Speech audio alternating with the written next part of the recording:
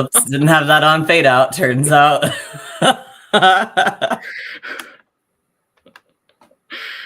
I'm guessing I'm entering. Hello, everybody. Welcome to Moonday Grounding. Today is the us three.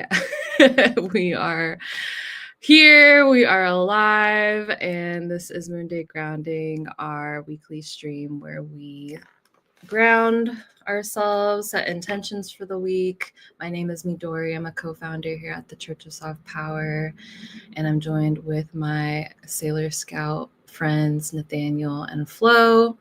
And yeah, let's just get into it. So we're going to do a little harmonizing frequency to start us off per usual. So get settled into your seat, feel your contact with the whatever surface you are on. Feel into that. And I'm going to take a deep breath in, expanding the belly, filling it up. Maybe closing your eyes down or settling in a low gaze. Releasing your breath, sending anything that needs to be transmuted back down into the earth.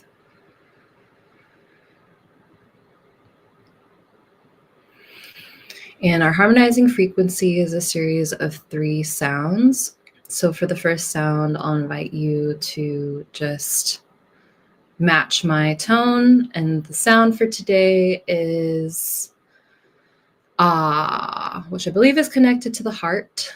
So maybe you want to open up your arms. Our arms are extensions of our heart, like Flo always reminds us. So breathing in.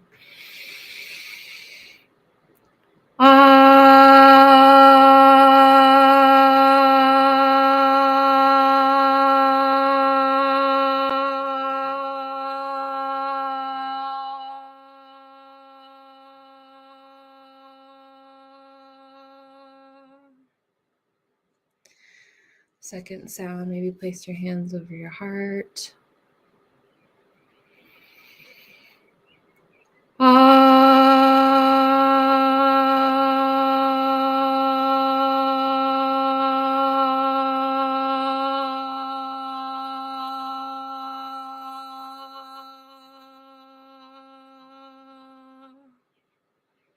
And on the last sound, let's call in our ancestors, spirit council, spiritual court, anyone who supports you on your journey here on Earth side. So breathing in.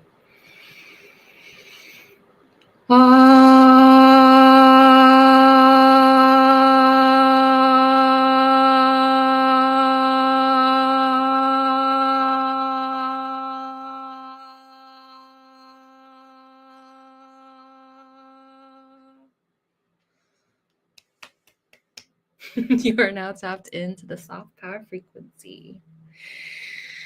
Welcome everybody. So happy to be here today. There is definitely a lot of grief in the air. I think as a team, we're probably still integrating the medicine of our dance party on Friday, celebrating Flo's birthday.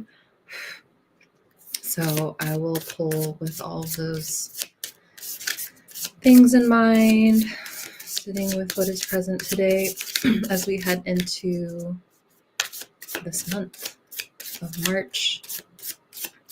What's the message? Let's see here. Ooh, okay. So the card that we pulled per usual from the Energy Archaeology deck is Release. And the bone associated with this card is the ischium bone. Let's see what the book has to say. All right. It says, you get to choose what you do with what you've been given. You don't have to accept or reject something holistically. So the ischium forms the bottom and rear parts of the hip bone and is composed of and is composed of a body, an inferior and lower branch, and a superior upper branch. So it's basically what you feel when you're seated and what bones connect at the hip socket. What bone is connecting the hip socket? It says energy flow through the bones of the pelvis is like that of a lemniscate or an infinity sign, but this doesn't activate until you reach a certain age or developmental milestone. When you are born, the 3 bones of the pelvis are separate. Between the ages of 4 and 8, the ischium will ossify with the pubic bones corresponding roughly to the shift in brain development during this time. When the ischium and pubis fuse, ancestral codes, gifts, blessings, and even wounds begin to manifest in physical form in your body. When you reach puberty, this ischiopubic structure will ossify with the ilium to form the pelvis. Together, these bones turn on your ability to transmute and release what you no longer carry forward for your lineage. This is where you get to define your place and role within your lineage and on your path. So the wisdom of this card is you have been energetically given everything you need to walk your path and live out your purpose in this lifetime. Everything you are connected to and within on the ancestral plane, wisdom traditions, communion with plants and animals, gifts and blessings is here to work with you. You have also inherited wounds and trauma, patterns and programs that are harmful, and lineages that have perpetuated extreme harm or have been harmed, all intertwined within structures and systems that consolidate power over people instead of power within people. You get to choose what you do with what you've been given. You don't have to accept or reject something holistically. You can feel it pour into you, transmute it, make it work for you. The alchemical fire of your bones can turn raw material into gold. You get to create your place within your lineage consciously. The ischium will show you how. Wow. That is really dope. One of the questions is, what have I connected to in this lifetime that is assisting and aiding me on my journey? All right, and that's the message.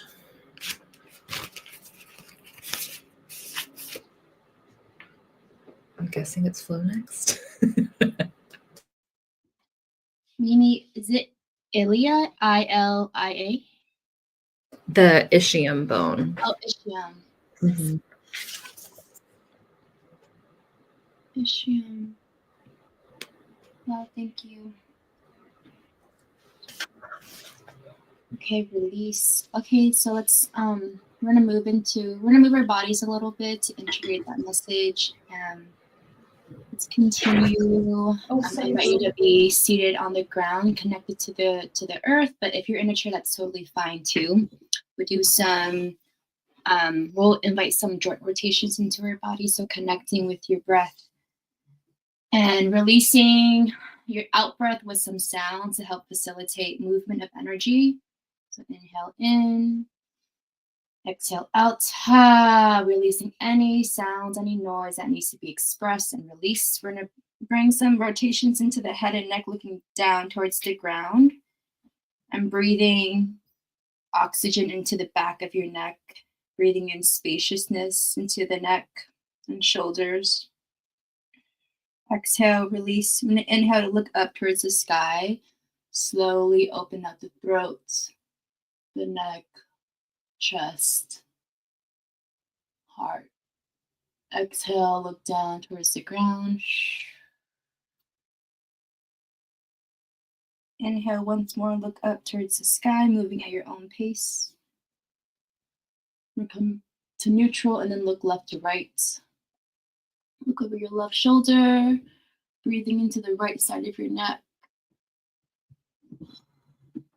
Exhale to switch sides.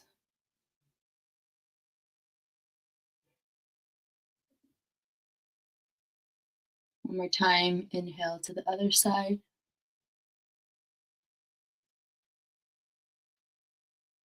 Exhale to the other side, to the right side.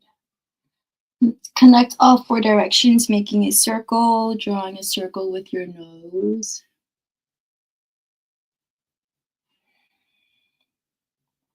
So every time you move your body, intentionally bringing breath and awareness to different parts of your body that feels tension, we're also releasing any tension and tightness with our movements. Inviting in blood flow, oxygen flow, energy flow. And switch direction.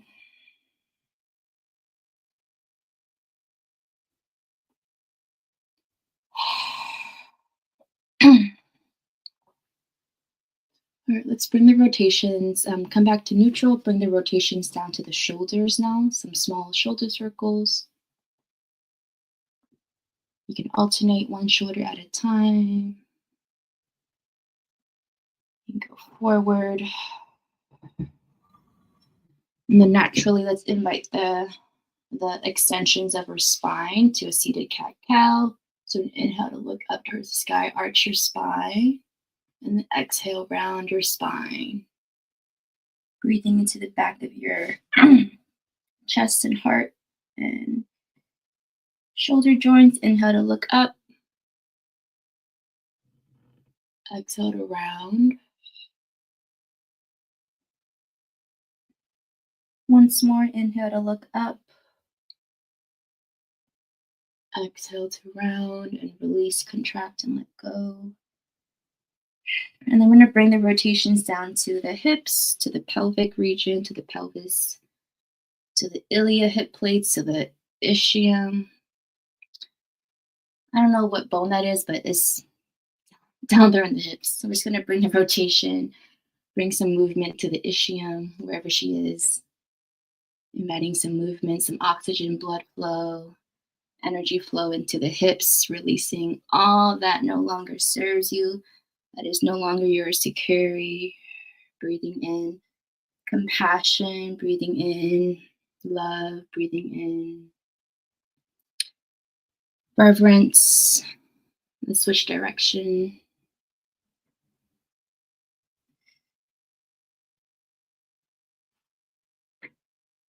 So inhale as you come forwards, open up your chest, and then exhale as you round your spine. You can move slow, you can move fast, whatever feels good to your body. All right, and that concludes our little movement practice for the ischium. Thank you. Wherever she is. Wherever she is. I love that. Thank you, Flo. Thank you, Midori, for the message. I'm Nathaniel, creative producer here, tech daddy at Thempowered, also grandpa sometimes. Depends on the day. And yeah, usually I have a lot of like philosophical thought that I've put into the question of the day, but today is not one of those days. And just kind of coming with wanting to like check in with each other and see what's going down. I really liked that question about what have I connected to in this lifetime that's assisting me and aiding me on this journey. So if that resonates and you want to share from that, please do. But yeah, I just wanted to kind of get a heartbeat of where people are. You know, I think for me, I felt a lot of grief, continue to feel a lot of grief from this last week. I think the new moon really supported my ability to really tap into my grief in a tangible way and in a way that is inviting me to expand that.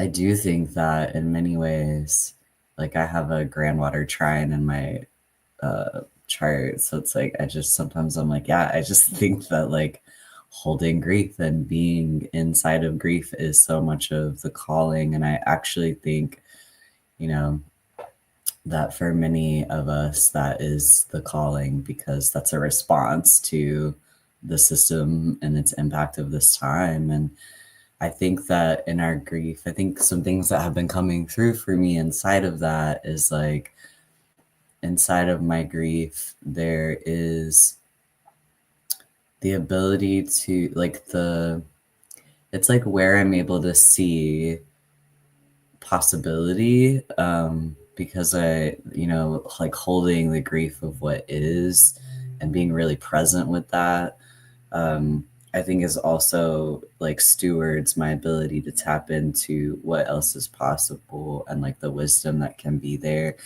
And I think like I'm someone who I have like a historian background, and I taught 11th grade history for a few years. And specifically, that was US history. And so I spend a lot of time thinking about like the roots of this violent imperialistic nation that we live in. And I've been thinking a lot about the year ahead too. And like, there's a lot of like intense astro things going on. And I look for the possibility inside of that as well. And like what is possible here. And I've been thinking about how like Jupiter moves into Cancer this year, which is it's a return from, I'm having a lot of returns this year. It's a big year for me. But Cancer, Jupiter in Cancer is an exaltation. And I think it gives this sort of opportunity, like where I've really been seeing that is like this opportunity to really like look back to all the wounds of the past and look at it, alchemize it, and move on to something that could be really like making an impossible possible. And so I've really been sitting with that medicine, and I think I'm really feeling called to like connect with and work with Jupiter more specifically this year, in light of that. And I think a lot about like the things that are happening this year. There are so many connections woven through the violence of the past in this country, and like war sinistry, things that are related to imperialism and colonialism and from this country. And so there's just so much here, I think, to look at in a like ancestral way. So this kind of conversation about like what is assisting me and aiding me on my journey, like what am I connecting to? And for me, like there's so much of that for me is about like history and like looking at what has come before, especially as a white person, whose ancestors created a lot of curses and made a lot of choices that like further bound these evil systems, and worked for that, in all kinds of ways. And I have the history of my lineage is much more like poor people and farmers and things like that. So it's a different way that like people are complacent, like the layman is complacent to the system and the choices that we make. And I think part of like the not knowing our history piece is part of what can fuel that. We live in a system with an education system of like, if we just think about history teachers point blank, like in my experience, my history teachers were always like football coaches or like whatever coach, like, and they weren't actually super invested in the subject matter that we were learning, a lot of worksheets and things like that. And I also think about not only was I actually digging into history, but then also the history that I was learning was from a lens of America is a hero and we have come to rescue all these countries. And then as I got into teaching and really got into I was placed in a space of teaching Black children, which, to be honest, I probably should not have been there. But there was a responsibility of really learning a different perspective of like history that I knew. And really, I was living in a place that is extremely rooted in civil rights and history. So I had access to a lot of oral history and actual people who were a part of things. And I was like learning a lot about the insidious nature of this country and the ways that history has been written to poise America as a hero, even though it's not.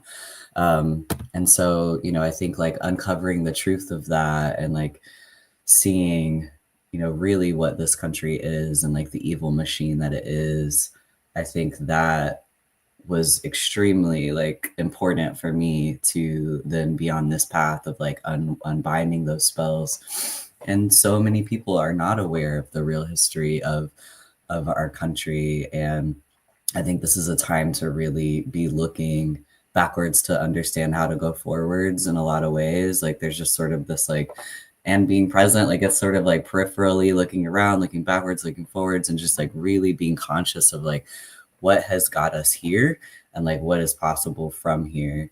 And I think the other thing I'll just mention is like, I think I have felt this need to just really dig into people who have already been surviving inside of fascism and inside of imperialism in ways that many of us haven't had to, but are about to start having to. Like many of us still hold privileges that will soon be taken away, and we will then be alongside people who have already been there and have already been existing in these spaces that they're not supported, and they're, the system is violent. And so I think a lot about like turning to Black queer voices who have been living inside of fascism because the system has never been supportive of their experience and the wisdom held there. And one of my friends from the South wrote recently about, because they still live there, they're a trans brown person in the South, and they were talking about like how seeing people react to the rise of fascism and like, oh, what's going to happen when our rights are taken away, or just kind of using this conversation about that, and their response being like, we're already living there. Like this, our experience here as queer people, as Black and brown people in the South is, we've been living under a fascist regime and government. We haven't been protected by these like progressive leaders that y'all feel protected under. We've already been here. So yeah, just thinking a lot about like the wisdom of people who are already in it, have been in it. How can we turn to that? How can we turn to our history and really know what's up and know what they're doing and be able to be wise to their actions? And then how can we be inside of the wisdom? All of this is grief to me. Like all of this feels like grief work.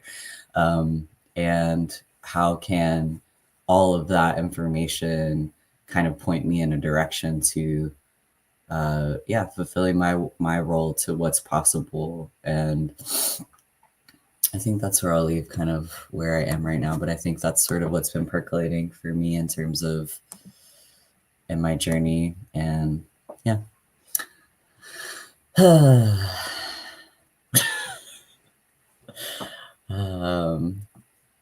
Anyone else want to share?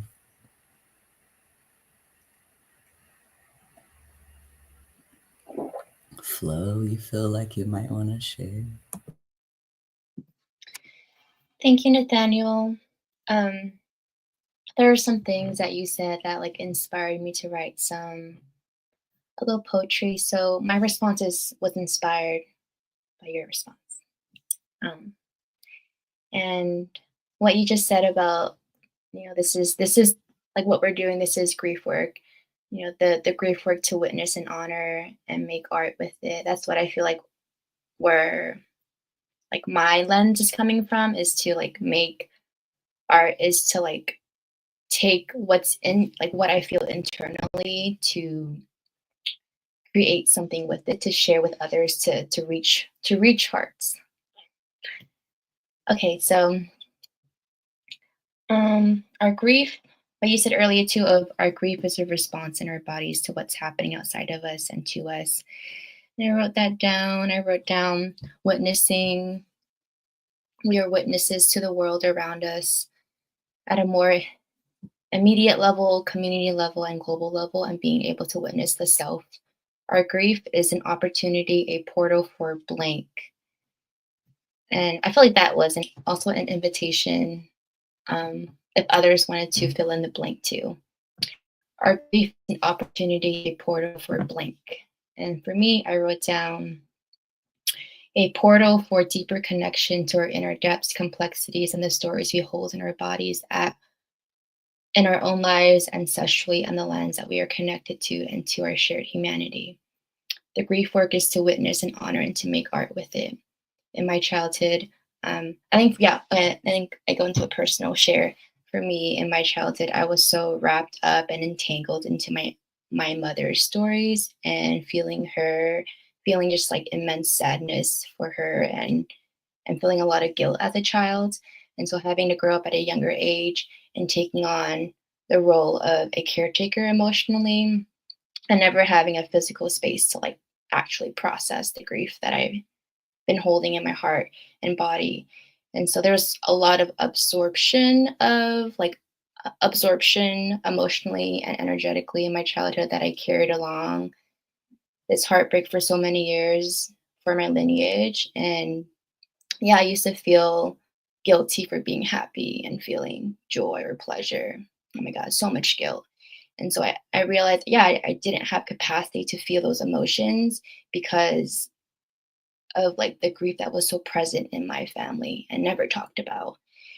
And so, yeah, realizing that my identity before flow was so much like formed around my mother's traumas and my connection with her. And of course, like that is so deeply connected to the things that she went through growing up, American imperialism in Vietnam and the war in Vietnam. And so going back to like the interpersonal relationships that are so deeply affected by the systems of oppression and power around us, and how that is impacting the body and that affects us, how we treat and project our pain onto others, and etc. And so going back to the other connection that Midori pulled from the card of release of what have I connected in this lifetime that has aided and assisted me in this journey.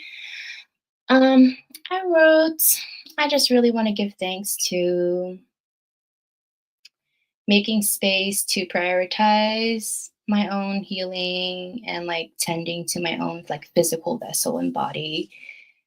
And yeah, it's through my somatic ancestral healing practices, especially with Qigong, of connecting with the breath and sound and understanding that all the organs,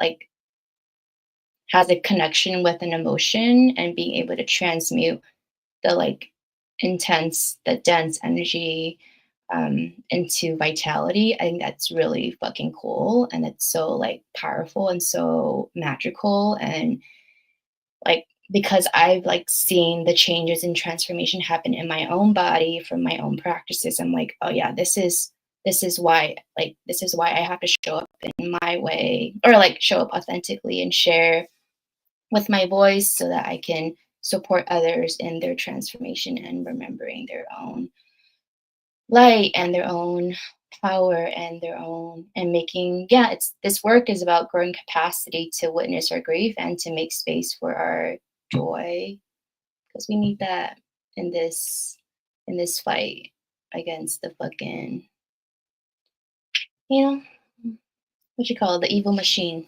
as Daniel said. Okay, so that's what I got. Thank you.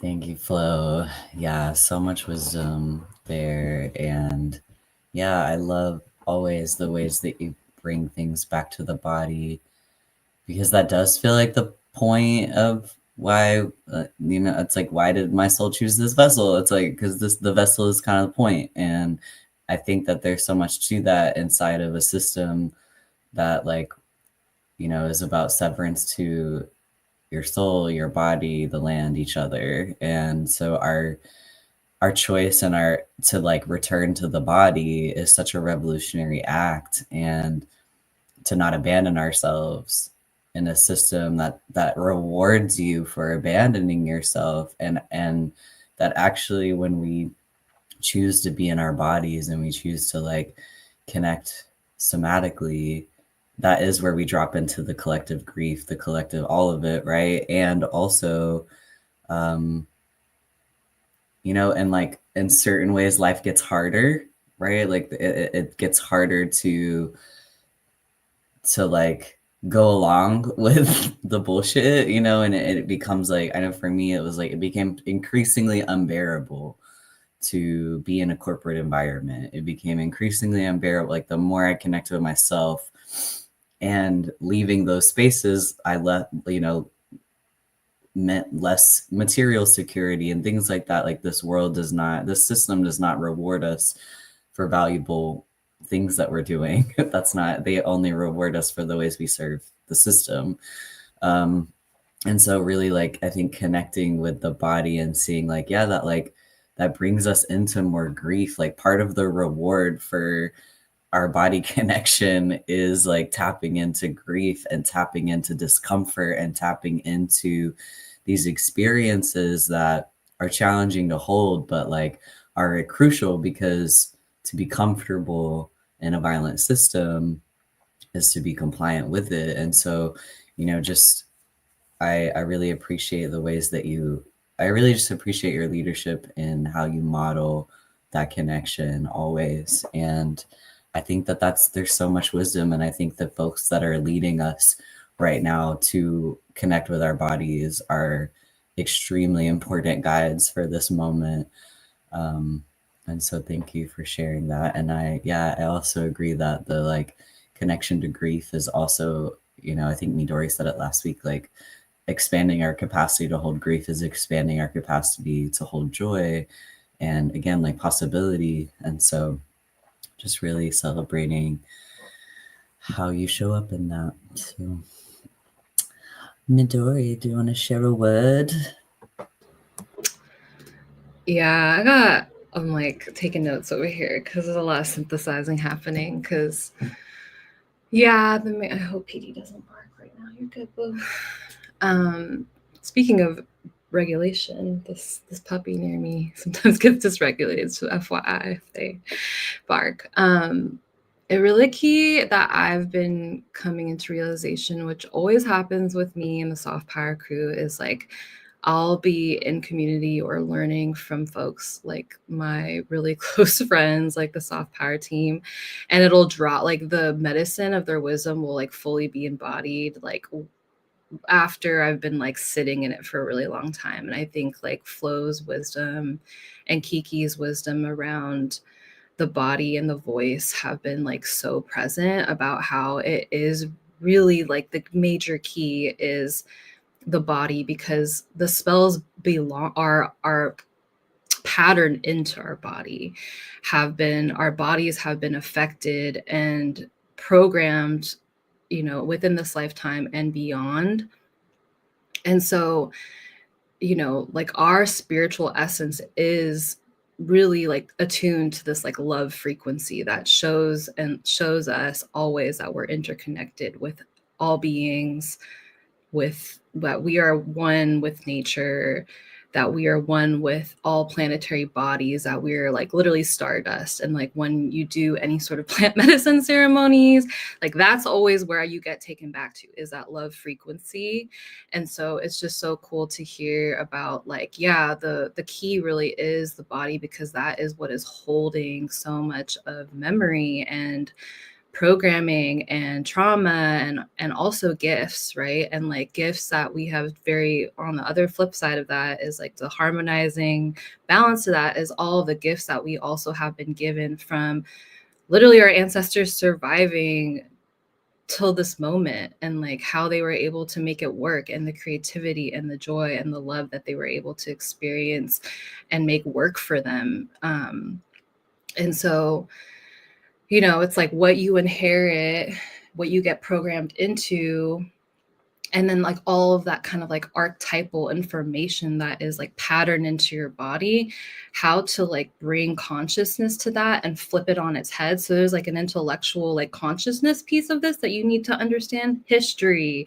You need to understand like how you fit into like social, like ethnic, like cultural dynamics, but then also how do you just like learn how to work with the body so that you don't have to always intellectually understand what you're processing. And that's major key, because when you're transmuting via somatic practice, when your nonlinear and feral expression can just let it out, that's so powerful to allowing the body to completely open up to just like express what needs to be expressed. Like Flo has always said that there's just sometimes I feel this like volcano of energy that wants to escape from my body, and no level of like divination or reading is going to make me feel better. It's like I need to literally get on my hands and knees and scream.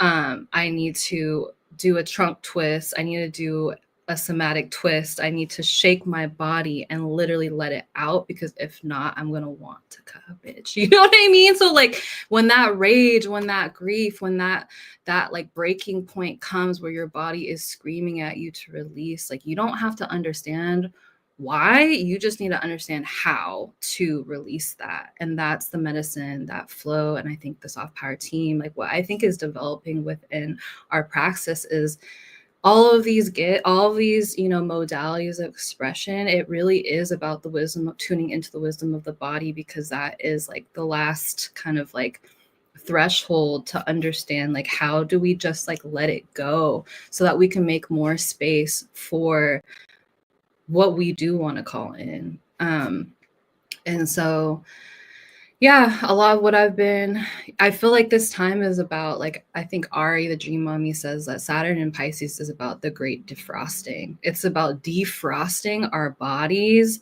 that have been frozen, our nervous systems that have been frozen into states of inaction, of literal like inaction from like a being able to take steps in your life, but also inaction from the perspective of your body's frozen into a state where it literally can't move, and like all the tension that you hold. And so really like rest has been such a big portal for me, and in that rest state, like moving my body, vocalizing right now, connecting to breath and sound, and just letting and being feral with it. It's just like so much medicine. And so spaces like what Flo held on Friday of just like, you don't have to know what you're doing. Here's some music. Let's just like dance it out. Like, I think to maybe some people that can seem really, like, oh, that's bypassing this moment. Like, no, that's exactly what we need, because we're holding so much shit in our bodies. And it's, only a quarter of the job to understand intellectually what's happening. Like, how do we actually like show up in ways that, and there's so many ways that can happen, but that's kind of what's been on my mind is rest. I've been yelling a lot. Willa, my roommate, has gotten used to me just like yelling and making sounds all the time, because that's what I need. It's really intense. And I'm just really grateful that I've normalized that in my life, that's not weird, that's not excessive. And I'm just going to continue doing that, because that cannot be held in my body anymore. I see the ways that my parents hold that in their body, and how it's really not great for their health. It's really deteriorating their little physical bodies. And so I'm here to cultivate life force and chi, and to stay focused, and to continue to show up. And that's the way it's been working for me lately. Damn. A whole word, a whole message. Preach on it. Yeah, I think I really love the like primal connections and the letting out sounds and things, especially because that is such an interesting social norm in our society, that like in a society that's so loud too. It's really wild. It's like this really interesting juxtaposition of like people will just like have their TVs on all day and have like loud constant, but like me sighing out loud a lot, because I do it a lot, is weird. Okay, girl, like, you know what I mean? So I really like I really love the ways that like part of it was a previous partner, and then also y'all, like in the ways that of moving, that's just like I'm gonna let it out when I let it out. And it's like, yeah, like I think that supported my ability to like normalize that within myself, where it's like I don't even like, people look at me or they'll be like, are you okay? I'm like, oh yeah, I'm just sighing out loud, like maybe you should try it sometime. And so I love that. I love like that move, just like letting things out. I think about my dog, like when she gets frustrated with me, like if she wants to go a certain direction on the walk and I like make her go another way, she's mad, she immediately like shakes. She does like a full shakeout every time. And I've learned like that's her processing her anger with me in that moment, is just to like shake it out. And like it's just such a good practice, because then she's like cool and she's fine. And there's so much to learn there. Like, yeah, just shake it out, and like learning from Flo about shaking. And yeah, yesterday I was in community with my Long Beach friends, and we had like a really sweet conversation that was like really vulnerable. And one of my friends was like, when you're having these conversations, do you ever just like have this energy in your body and like you just feel so much love? And I was like, yeah, maybe we could just shake it out. So we just like stood out, we were like all shaking, and I was like, yeah, like normalizing these things of like, if you feel the energy in your body like pulling up, like where's it want to go, what's it want to do? And I think one of my favorite somatic practices for like rage is like, I do a lot of bathtub screaming. I'm a big bathtub girly, so I love to take a bath a lot, and like I just love to submerge in the water and like scream at the top of my lungs, because it's pretty muted in the water, and so it's not, and I can literally let it all out. I can just, that primal, like I can get all the way to the depths and just scream.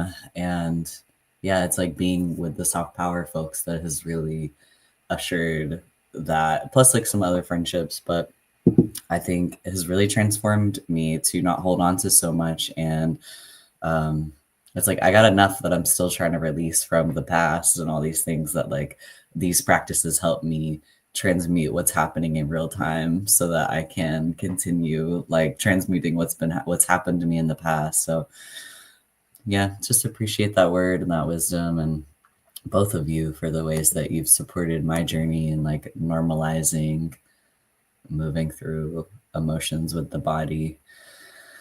Yeah, good shit, good shit. Great word. Would love to, for folks that are tuning in now or are tuning in after we live stream, please engage with us. Let us know how these things are percolating for you, and like how this is showing up for you. We definitely we continue to move towards a time where our interconnectedness is crucial, and our vulnerability, yeah, our vulnerability with one another is so important, because we are already so vulnerable in this system, and we need each other. And so just really encouraging people to step into building relationships with this, like each other in this community. There's so many people here with like wisdom and care, and that have so much to offer. And so just want to continue seeing us continue to like grow, and like authentic relationships take a long time. And I think that the commitment to that is like the thing that matters the most. That's what I've been talking about with my friends lately, is like, we aren't going to get this right fully. Like we don't have great examples of like what it means to have a real community. And so I think we're all like learning as we go and making mistakes as we go. And like the through line of that is the commitment to each other. Like I'm just committed to y'all. Like I'm committed to learning together, growing together, figuring out together. And if I can just be in that commitment, then the time that it takes for that to become deep, authentic bonds is available, because I'm committed to that path. And so, just thinking about that, like who are the people you're committed to, and how can you keep developing the kind of love and trust that like interconnects us in ways that's like, when they come for one of us, we don't let them take you. Like we don't let it happen. I've been like listening to this podcast, and they were talking about anarchist calisthenics, and just like kind of like training your body in the little ways to respond against the system, little ways that you may break rules every day or whatever, so that in the moment of like, oh, ice is coming from my neighbor, my body is ready to put itself in between and say, you can't take them. What does that look like?